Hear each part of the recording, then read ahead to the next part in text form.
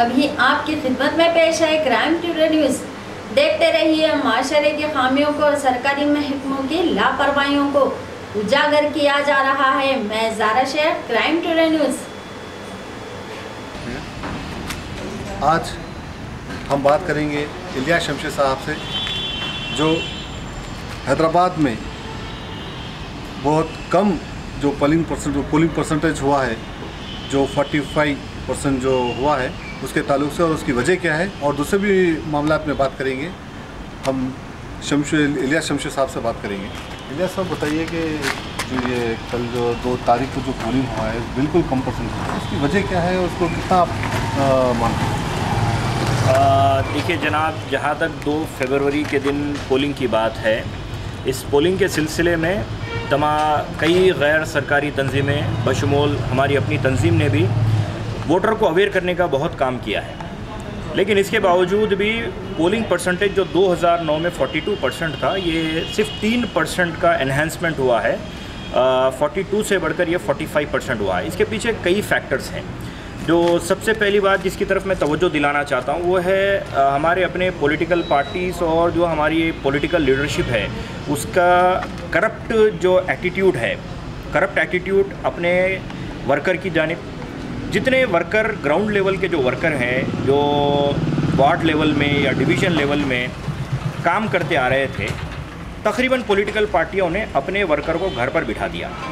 और दूसरी जगह से जिस तरह मंडी में जानवर ख़रीदे जाते हैं, उसी तरह से हर पार्टी ने एक दूसरी पार्टी से कैंडिडेटों को ख़रीद व फरोख्त का काम किया, जिसकी वजह से मेन वर्कर नाराज़ हुआ। और नाराज़ होने की वजह से जो अवेयरनेस, पॉलिटिकल अवेयरनेस की जहाँ तक बात है, वर्कर घर पर बैठने की वजह से वोटर भी घर पर बैठ गया। दूसरा जो फैक्टर है इसमें वो ये है कि आवाम को सियासत से और डेमोक्रेसी से भरोसा उठ चुका है। भरोसा उठने की वजह यह है कि पॉलिटिकल पार्टियों ने एक दूसरे को इतना नंगा किया है, सब ने एक दूसरे को नंगा करने का काम किया है, सब ने एक दूसरे की खामी बताई।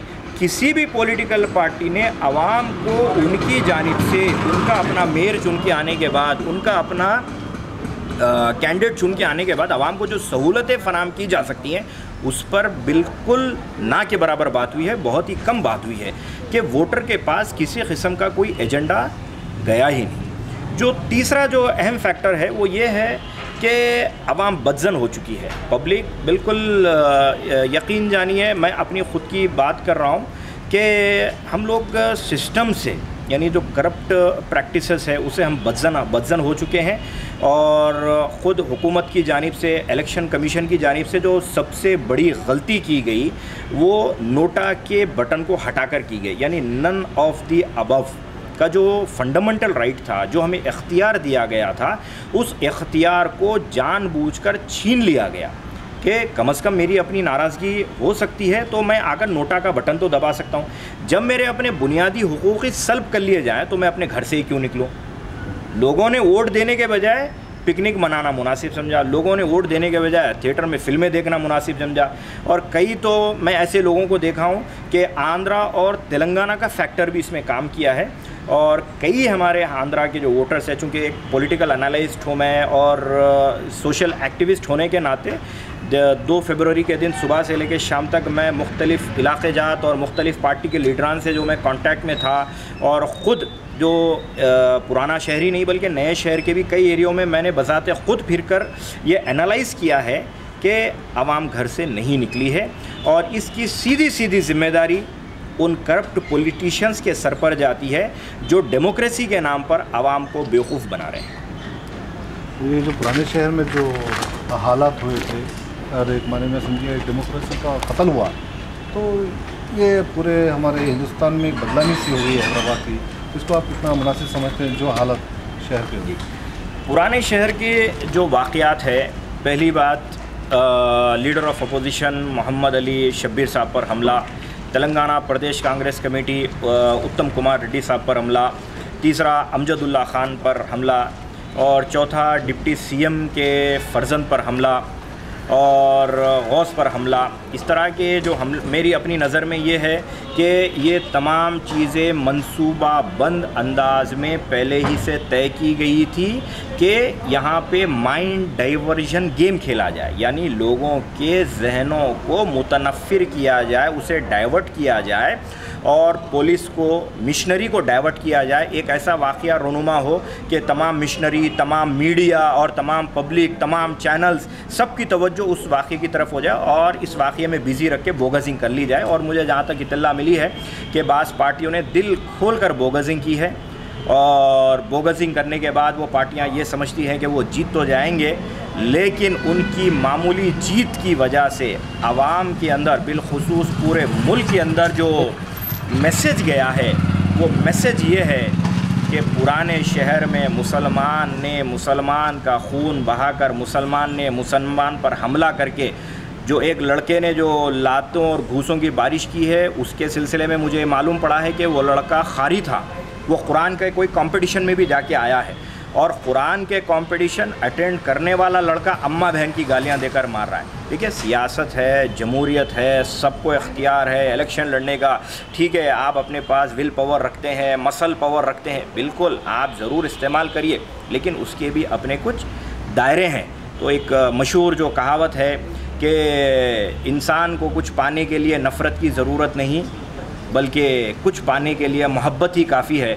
अगर मोहब्बत से ये लोग 5 साल आवाम के लिए खिदमत करते तो मैं आपको चैलेंज करता हूँ, दावा करता हूँ कि किसी भी पॉलिटिकल पार्टी को एक जलसा, एक रैली निकालने की ज़रूरत नहीं है।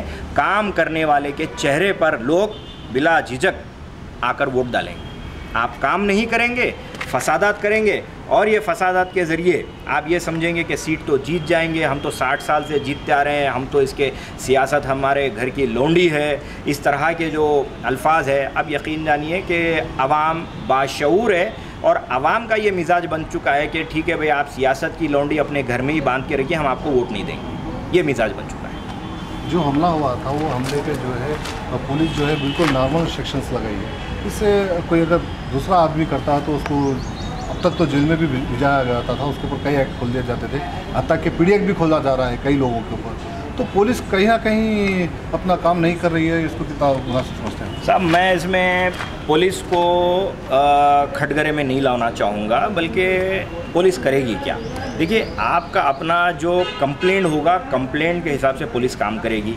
यहाँ पर कमज़ोरी अपोजिशन की है कि 304 बुक किया गया, 506 सेक्शन लगाया गया। भाई 307 क्यों नहीं लगाया गया? भाई अगर शब्बीर अली साहब को मुक्के पड़े हैं, लातें पड़ी हैं, बहुत मार खाए हैं, तो क्या मारने वाला इस इंटेंशन से आया कि नहीं भाई इनको 2-4 मार के चले जाएंगे? उसका इंटेंशन तो ये था कि शब्बीर अली साहब का कत्ल ही कर दिया जाए, उत्तम कुमार रेड्डी को कत्ल ही कर दिया जाए, अमजदुल्ला खान खालिद को गन का जो पीछे का हिस्सा होता है उससे इस गाल के ऊपर मारा गया। तो क्या गन इस्तेमाल करके अमजदुल्ला खान खालिद की क्या खोपड़ी नहीं उड़ाई जा सकती?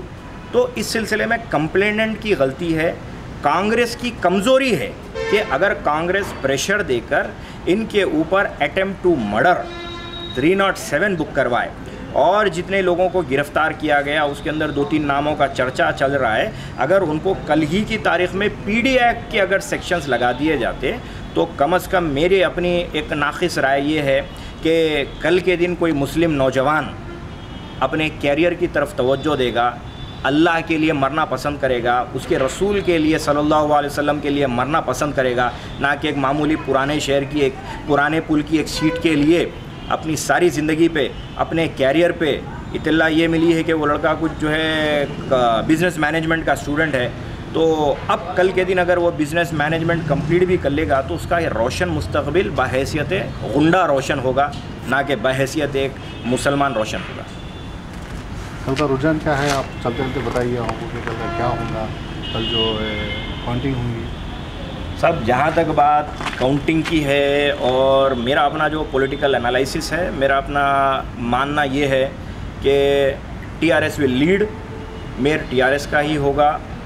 और रही बात एमआईएम की, तो एमआईएम 33 से लेकर 35 तक सिमट जाएगी और टीआरएस 75 प्लस जाएगी, कांग्रेस 12 से 15, टीडीपी बीजेपी माँ बाकी और एमबीटी की एक सीट निकल सकती है। लेकिन मेरा अपना मानना ये है कि जैसे तैसे तो इलेक्शन हो चुका है, क्या इलेक्शन करना और इलेक्शन प्रोसेस से गुज़रना ही डेमोक्रेसी का हिस्सा है? असल डेमोक्रेसी का हिस्सा ये है कि ऐसे लोग चुनकर आए जो काम करने वाले हों। तो रिफॉर्मर्स फ्रंट ऑफ इंडिया का अल्हम्दुलिल्लाह बहुत बड़ा ग्रुप है और इसके अंदर हमारे अपने ग्रुप में सोशल एनालिस्ट है, एक्टिविस्ट है। तो हम लोग इंशाअल्लाह ताला इस रिज़ल्ट के बाद एक प्रेशर ग्रुप और मैनिफेस्टो इम्प्लीमेंटेशन कमेटी फॉर्म कर रहे हैं, जो हमारी कमेटी हर एक डिवीज़न से जो कॉरपोरेटर चुन के आया है आने वाले 5 साल तक उनका पीछा करेगी। अगर वो काम करते हैं तो ज़रूर उन्हें हम ले जाकर फूल का हार पहनाएंगे, उन्हें गुलदस्ता देंगे, उनका शुक्रिया अदा करेंगे, उनके पेट में मुंडी डालेंगे। अगर ये 150 कॉरपोरेटर चुनकर नहीं आते हैं, चाहे वो टीआरएस के हो या एमआईएम के हो, जहाँ कहीं के भी हो, अगर चुन के आने के बाद ये काम नहीं करते हैं तो हम इनका पीछा इस तरह करेंगे कि आवाम के घर हम खटका इस तरह मारेंगे कि 2019 के अंदर जो आज बरसर इख्तिदार है वो हिज़्ब इख्तिलाफ में इंशाअल्लाह ताला ज़रूर आ जाएगा। पुराने पुल की जो रीपोलिंग का जो डिक्लेयर करे हैं इलेक्शन कमीशन ने, तो इसको किस तरह से आप देखते हैं कि ये जो रीपोलिंग हुई इससे क्या अफेक्टेड होगा, क्या होगा? साहब, वोटिंग परसेंटेज और गिर जाएगा। एक्चुअल अगर देखा जाए तो रूल ऑफ लॉ के हिसाब से अगर देखा जाए तो 24 घंटे पहले बाज़ाब्ता ढिंढोरा पीटने के अहकामात है। जिन जिन इलाक़ों में रीपोलिंग होती है वहाँ पे बाजा बजा के ऐलान करना पड़ता है कि कल फिर एक बार वोटिंग है। पहली बात तो इन जमातों के झगड़े इस कदर रोड पर आ चुके हैं कि लोग ये कह अपने घर में अगर 21 साल का बच्चा है तो लोग ये कह रहे हैं कि बेटा घर के बाहर ना निकल, कहीं गौस का समझ के असद ना मार दे, कहीं असद का समझ के गौस ना मार दें। गौस आज़म रहमतुल्लाह अलैह के महीने के अंदर गौस के नाम का इस तरह मजाक उड़ाया गया है कि 11वीं शरीफ लोग भूल गए, इलेक्शन के अंदर 11वीं शरीफ भूल गए।